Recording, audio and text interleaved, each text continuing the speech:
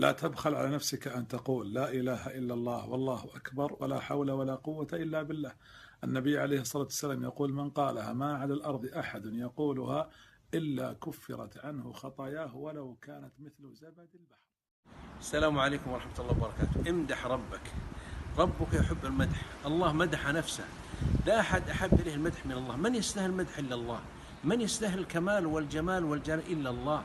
لا تفني عمرك إلا في مدح الباري. أعظم مدح أن تقرأ سورة الإخلاص: قل هو الله أحد الله الصمد لم يلد ولم يولد ولم يكن له كفوا أحد.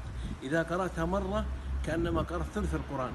هيا نقرأها الآن 3 مرات. تقبل الله منا ومنكم وغفر لي ولكم، وصلى الله على محمد وعلى آله وصحبه.